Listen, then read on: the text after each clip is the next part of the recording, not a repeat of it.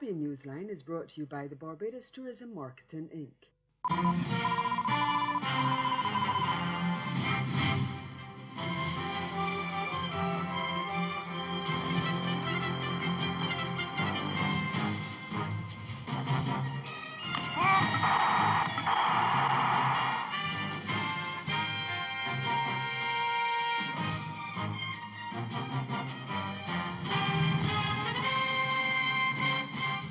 Trinidad and Tobago's top cop launches probe into death threats against police officers.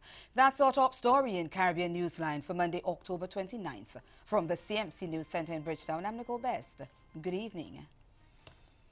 Commissioner of Police Gary Griffith says death threats have been made against the lives of police officers involved in a shootout in Lafentil last weekend that left 5 men dead. But he warned that even in the face of threats, police would not back down in the fight against crime in the Twin Island Republic.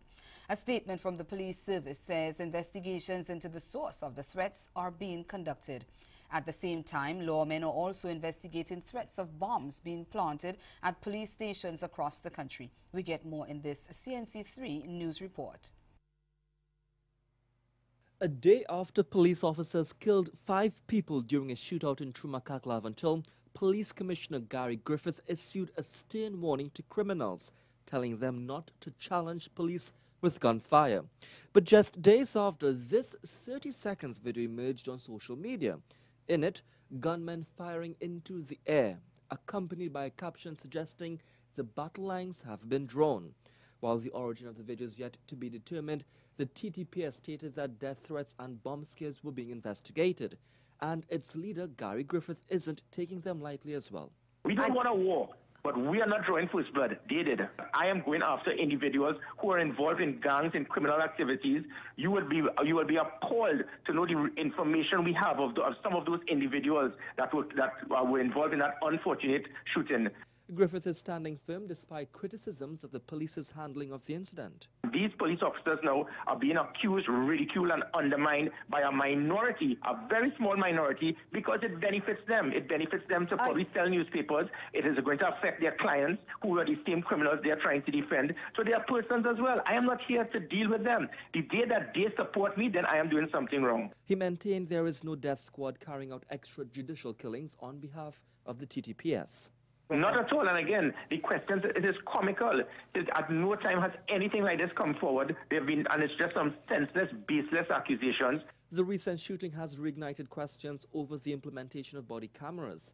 The police commissioner said it will be rolled out soon, but won't deter the police from doing their jobs. But let us not fool ourselves and just jump to conclusions. If at any time any police officer had abused their authority in that situation, they will be dealt with. But the fact of the matter is that persons are jumping in there, and it seems that they want criminals to be bullies.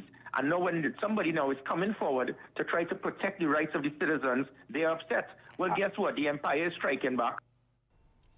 Meantime, St. Lucian authorities are being pressured by the United States to prosecute officers implicated in alleged extrajudicial killings a few years ago. National Security Minister Herman Guild Francis said the call for prosecution came when he held talks with U.S. authorities at a security meeting in Mexico. He says the Americans are insisting on prosecution of the officers despite actions already taken by the St. Lucia government.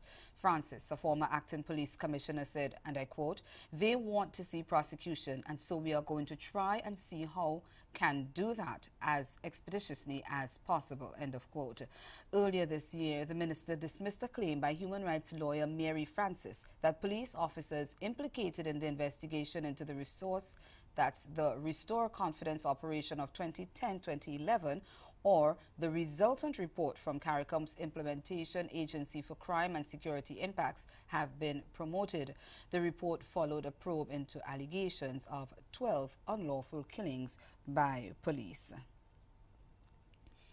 A former Haitian president says the Caribbean is missing out on cashing in on the multi-billion-dollar marijuana industry by refusing to decriminalize the substance. Michel Sweet Mickey Martelli addressed the issue Sunday night as he performed at Dominica's World Creole Music Festival at the Windsor Park Stadium. He spoke more on the issue at a press conference following his performance, saying the region is missing the boat.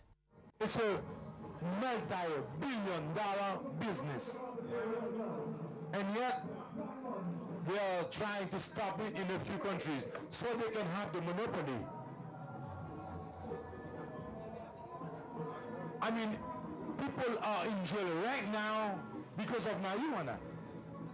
And yet now it's legal. I think it's just crazy. I think countries need to take decisions for their own good in favor of their people. For instance, as a president, I have tried in Haiti to get some land so people could start this business. But it's like, hey, we're not ready yet. We're not ready, but it's happening in the U.S. It's happening in Colorado. It's happening in California. It's happening in Miami. Why can't we do it in Haiti? Why can't we do it in Dominica? Jamaica's opposition leader Dr. Peter Phillips has lauded the Barbados government for biting the bullet and making tough decisions to get the ailing economy back on track. And he's predicting the Barbados Economy Recovery and Transition, BERT, which has received financial support from the International Monetary Fund, the IMF, will lead to the economic recovery the Mayor Motley-led administration is hoping for. Phillips gave the praise and offered some advice as he addressed the ruling Barbados Labour Party's 80th annual conference on Sunday. If you take the hard decisions early, if you stay the course, if you sustain your patience and your courage, you will achieve success.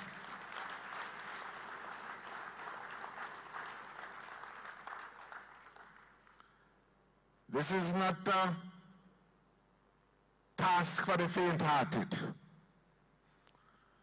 nor is it a task for the impatient.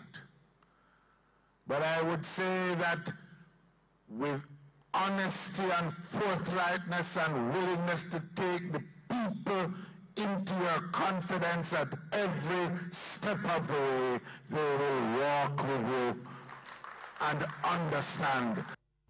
Phillips, who was finance minister when Jamaica engaged the IMF, also advised the Barbados government not to depend solely on the promises of international agencies that have pledged assistance. The Belize Chamber of Industry and Commerce is praising the government for its work in economic recovery, but says much more has to be done in the 2019 fiscal year. The praise follows a visit to the country by an IMF delegation last month. The IMF said real gross domestic product, GDP, grew by 1.4% last year, and the economic growth in the second quarter of this year is estimated at 5.4%. President of the Chamber, Nikita Usher, says the growth is to be applauded, but he believes more can be done. Well, I think the Chamber right now, as it speaks to that, we had written to the Prime Minister a few weeks ago. If you notice, the IMF report did record some growth. We felt that that warranted some commendations to the government, though it's not at the levels that we would want to see it. Certainly, we are doing some strong reviews of it, particularly because we are making preparation to go into budgetary exercise with the government, and we are extending our arms to hope and pray that they can come to the table and let's discuss it as one. We certainly feel that although they might have shown some growth, it's not sufficient growth. We still feel the economy is still at a point where we need to see much more growth than where it is now. He says the Chamber is reviewing the report from the IMF and looking closely at the recommendations with a view to engaging in dialogue with government as they prepare the country's 2019 fiscal plan. Still to come in Caribbean, Newsline calls in Grenada and Antigua and Barbuda to put parties and politics aside ahead of the November 6th CCJ referenda. Stay with us. More news after the break. It's one of the most anticipated events of the year. November 4, get ready for Latin Festival at Friggy Bay Lawn starting at 3 p.m. Featuring out of Puerto Rico, Sun Divas. Out of Sweet Sugar Sonic St. Kitts, DJ Elvis. From Jamaica, Romain Virgo. And And out of Dominican Republic, El Alpha El Jefe. Get your tickets now at Cajola Cristal Limited, online at latinfestival.net. Avalon Lab in the Sands Complex for only $35 EC until October 28 and $55 after. At Uncle Fats, you can get your VIP tickets for only $320 EC until October 15 and $350 after. Limited amount available. Save the date, November 4. Get ready for Latin Fiesta. Sponsored by Cajola Cristata, Hobson Enterprise, St. Marriott Resort, Caribbean Cinemas, Stag, and Mojitos La Casa de Albano. Preview. Preview. Preview.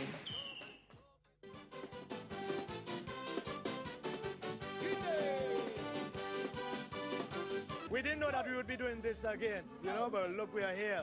And you can never tell where we go from here, you know, but we open for anything, touring, recording, whatever may come, you know, because Bouillon is in our blood. That is what we do, and we have a responsibility to represent Bouillon music in a big way.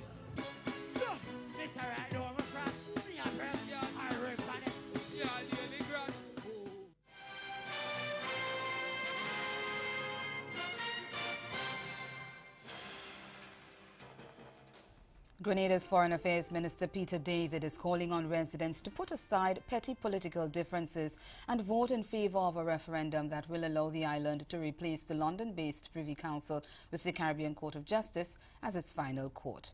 The referendum is scheduled for November 6th, the same day Antigua and Barbuda will stage a similar vote. Speaking at the convention of the ruling New National Party, the NNP, on Sunday, David called on Grenadians to put aside political differences, put Grenada first, and vote in favour of the CCJ. That many people say, yes, I support CCJ, but Dr. Keith, but the court system. There is no but with CCJ.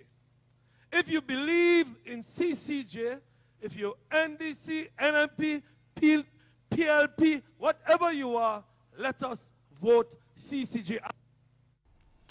David, who was retained as the party's Assistant General Secretary, said this is the first time in Grenada's political history that he has seen support for anything from so many sectors of society, including the leadership of the main opposition National Democratic Congress, the trade unions, and the clergy. I have never heard so many sectors of our country say they support something.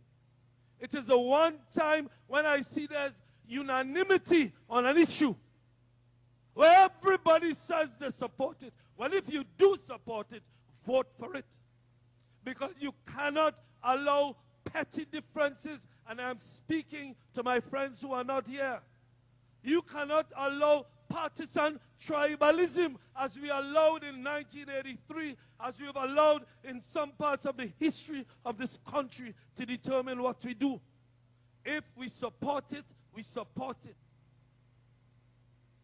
Grenadians voted overwhelmingly against the CCJ and other justice-related matters in the November 2016 referendum. Meanwhile, in Antigua and Barbuda, leader of the main opposition United Progressive Party, Harold Lovell, has likened the lead-up to the upcoming referendum in the Twin Island nation to a political campaign. He said the best approach would have been a non-partisan one. Lovell was speaking on a radio program in Antigua on Monday.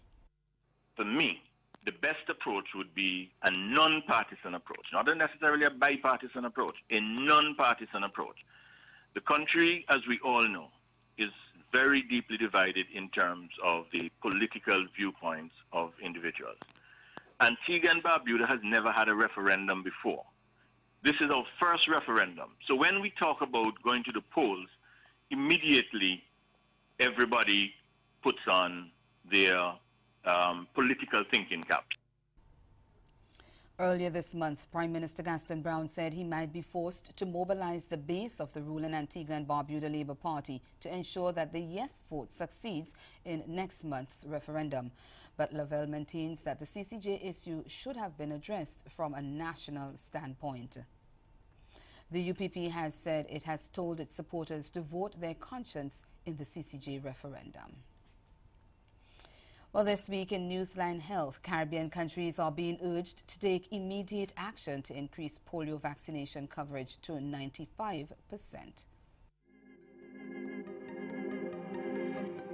The Pan American Health Organization, PAHO, made the call amid reports that coverage in many countries of the Americas is below recommended levels. The Americas have remained free from cases of a wild polio virus for 27 years, with the last case detected on August 23, 1991 in Peru. The countries of the region were able to eliminate polio by achieving high rates of vaccination coverage of children and through sustained epidemiological surveillance to ensure early detection of any outbreaks. But Dr. Jarbas Barbosa, the PAHO Assistant Director, said while the region is polio-free, as long as even one case of polio exists in any part of the world, we are still at risk. He said by achieving and maintaining high vaccination coverage and by strengthening epidemiological surveillance, we can make the dream of a polio-free future for the world a reality. However, PAHO said recent reports show that countries are not maintaining the 95% vaccination coverage rate required at all levels to prevent polio transmission. This means that some communities are at risk of being unable to prevent an outbreak should an imported case occur or if there is an emergence of vaccine-derived poliovirus. Poliomyelitis is a highly contagious disease caused by a virus that invades the nervous system, resulting in paralysis in a matter of hours. It mostly affects children under the age of 5 and is transmitted person to person. While there is no cure, the virus is preventable by vaccine. PAHO says polio vaccine given multiple times can protect a child for life. Dawn Paris, Newsline Health.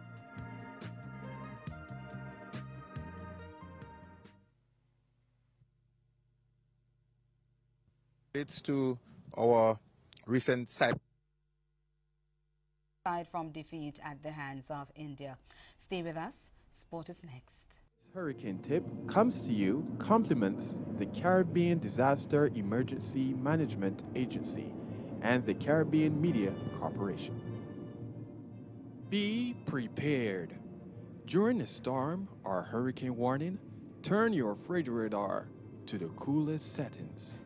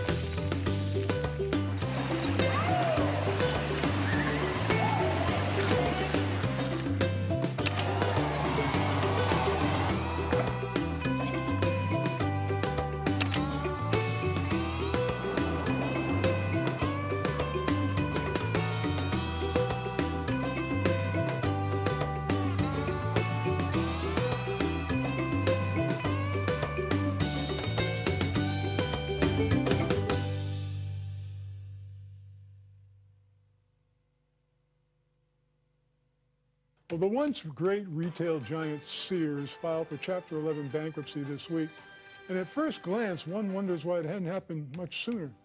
Back in the day, as their slogan once said, Sears was where America shopped. Sears was a behemoth, a true conglomerate. According to Wikipedia, from the 1920s to the 1950s, Sears built many urban department stores in the U.S., Canada, and Mexico. In 1959, it had formed the Hallmark Development Company for developing shopping malls.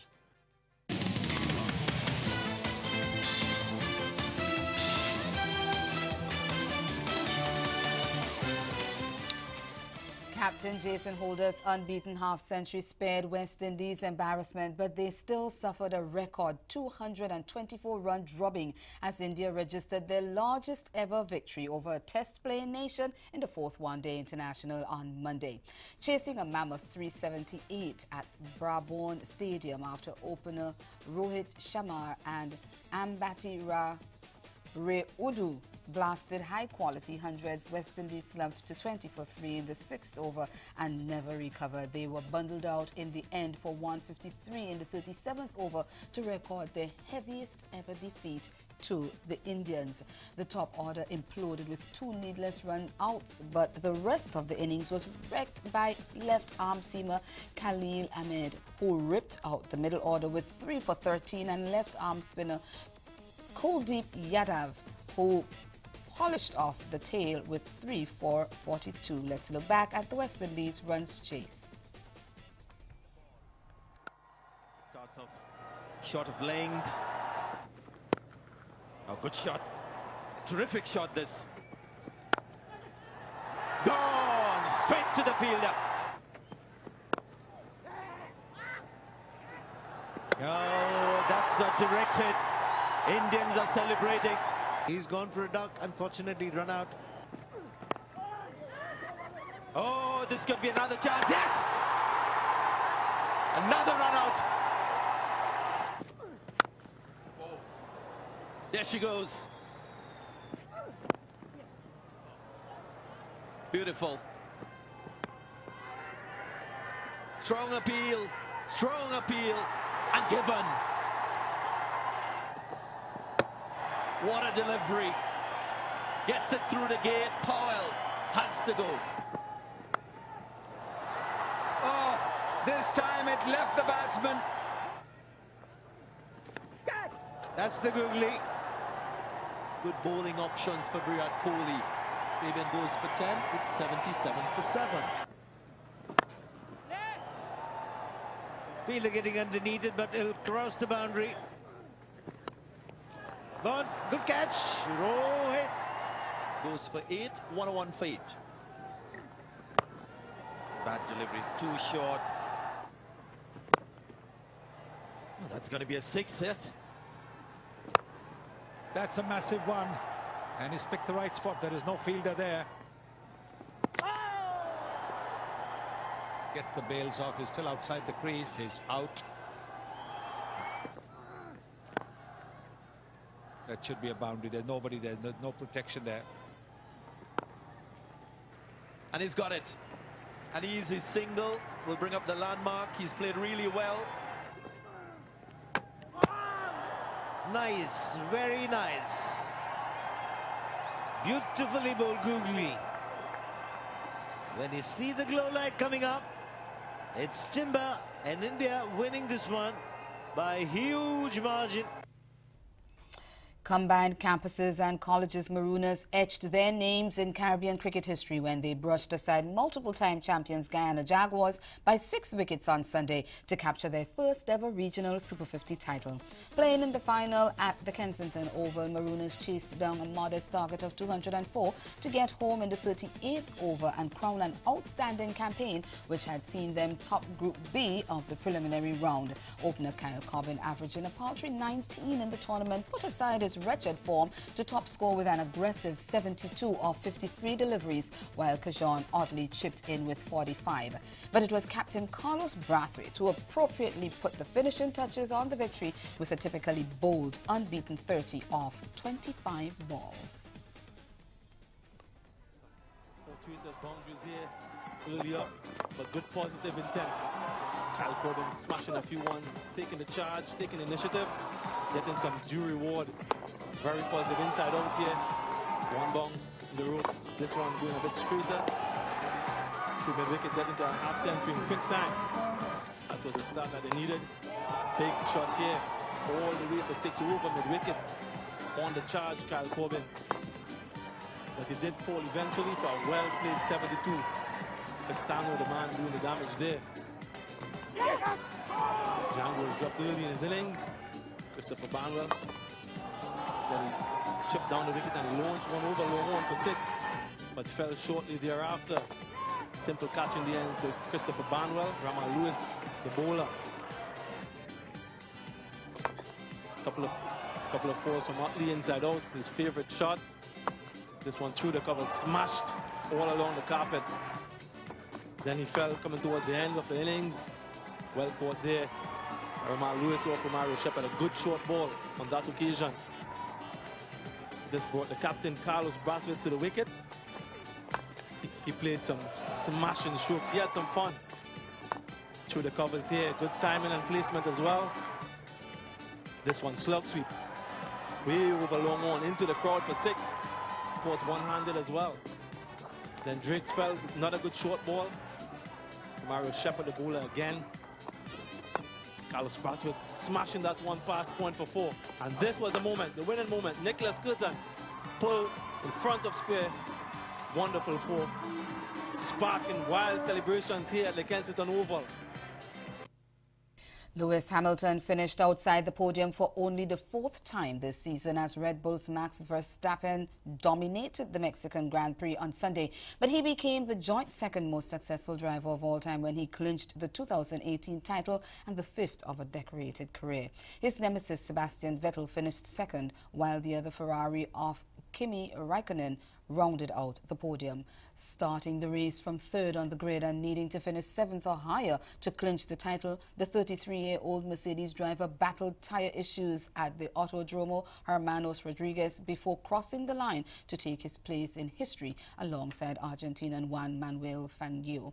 Hamilton sits top of the standings on 358 points with races remaining in Brazil and Abu Dhabi, while Vettel lies 2nd on 294 and Raikkonen 3rd on 236. Hamilton has now won 4 titles in the last 5 years following his maiden success in 2008 when he was honored by the Grenada government for his achievement. And that's the sport. Stay with us. We'll be right back.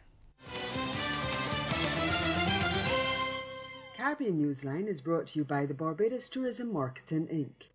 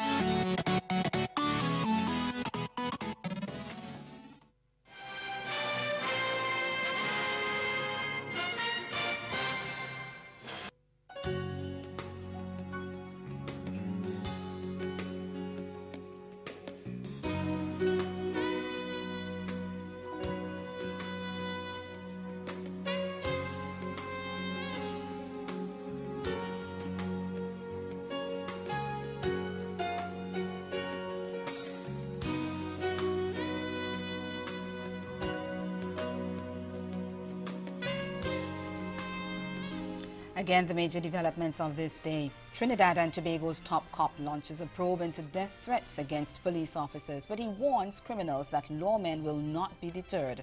And in sport, West Indies suffer a record 224-run drubbing as India registered their largest ever victory over a test-playing nation in the 4th ODI.